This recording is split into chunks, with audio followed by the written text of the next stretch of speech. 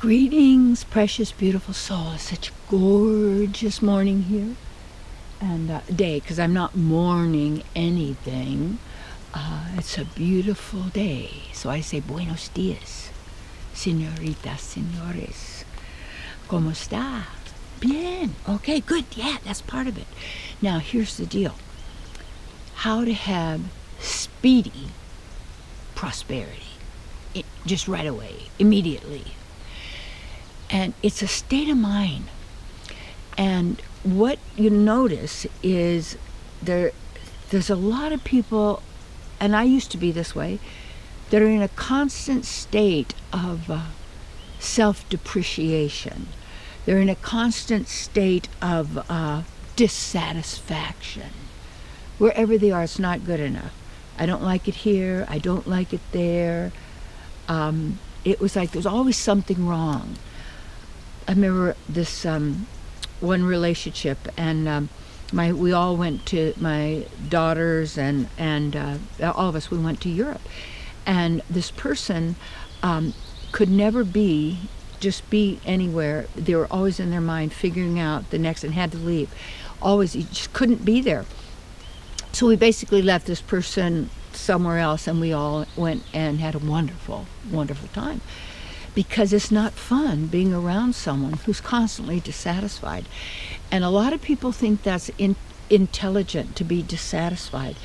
And that if I'm not dissatisfied, then I won't make my life better. Now you have to look at, these are beliefs, these are commands, these are hypnotic trances that are being perpetrated on humanity that we do ourselves.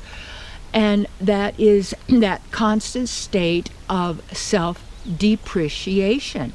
You might think about money being depreciated, but it's really us have been depreciated to make money God, basically, and that money will give you everything. No, there's moneyed worlds and unmoneyed worlds.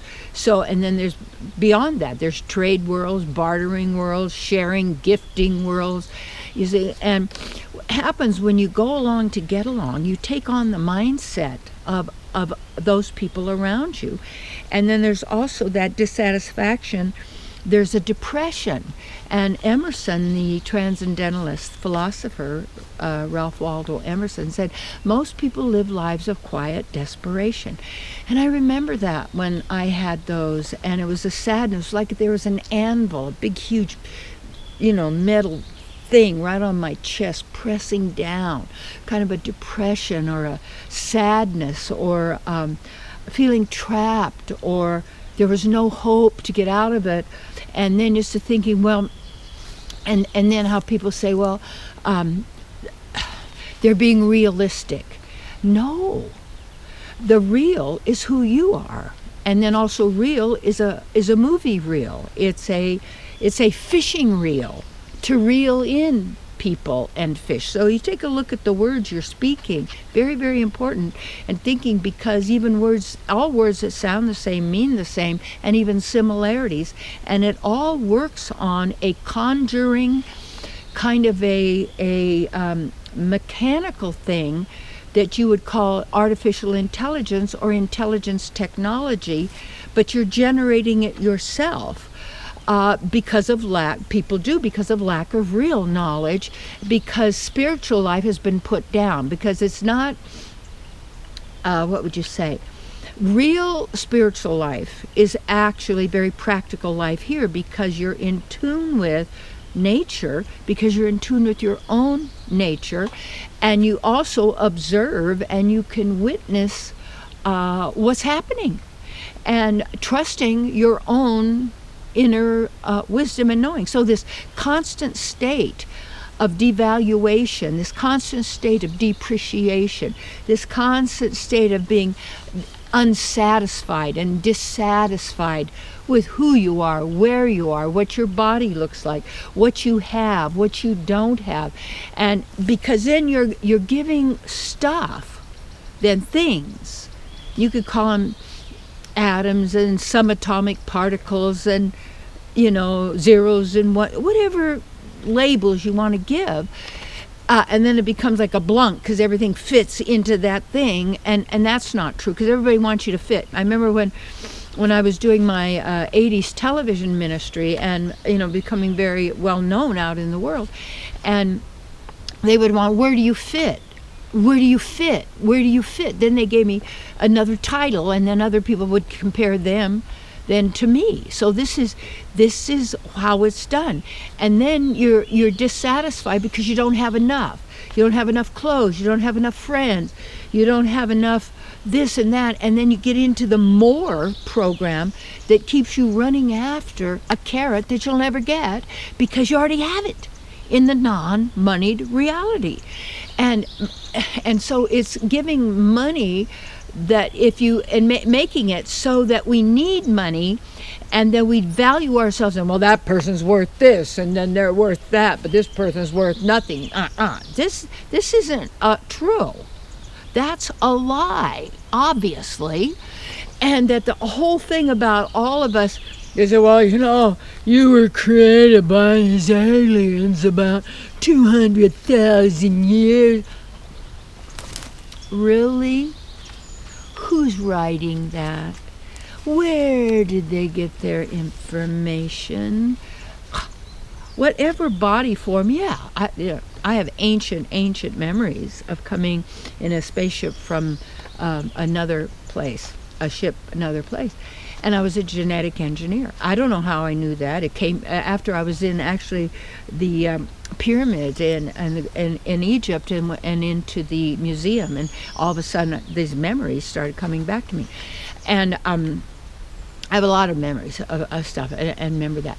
So anyway, but this, I forgot what I was going to say about that. But anyway, let me get back to this because it's easy for me to get off back. That's why I have the car, because I get back here. Okay. So here's the key of the instant. Start being appreciative. Be grateful. Be happy with what you have. He said, well, if I'm happy with what I have, I won't get any more. You think misery is going to attract more? It's always the more syndrome. You already have it all. You have everything, all that you desire is with you, which is happiness, pleasure, love, joy of being, creativity. Your consciousness manifests. When you work on your consciousness, that means what you know and what you do with what you know, because a lot of people know a lot of stuff that ain't so. And it's got the stinking thinking because they're analyzing, figuring out, and they must not be good enough because everybody else is better than they have because they have better clothes, they have a better butt, they have a better boobs, they have a better sex, they have a better. People are tormented. This isn't us. And so when you really get to be who you are, you know how to cast off depreciation. Stop it. And start acknowledging and appreciating everything. I most wonderful parents. Maybe they beat you up. Well, maybe you'd done that before, and you chose to come to do this because you got into the reincarnation racket. Whatever it is, own it. You say, well, yeah, how could I own? It's like, I got away from my parents when I was a baby to go live with my great-grandmother. People say, well, your parents sent you to live with your No, I did that. And when you do that, you're no longer a victim.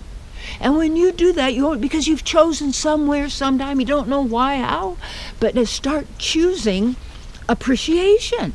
And what is appreciation? It increases. And give up that so-called critical, negative, hateful, angry thing that's impoverishing you, draining you. Let it go. Right now, appreciate, be grateful, and start being thankful. Thankful, appreciation, gratitude. Each one is a different word. Look at what it is. Gratitude, appreciation, thanksgiving. Gratitude, appreciation, thanksgiving. Gratitude, appreciation, thanksgiving. Gratitude, appreciation, thanksgiving. Wow! Whew. There you go.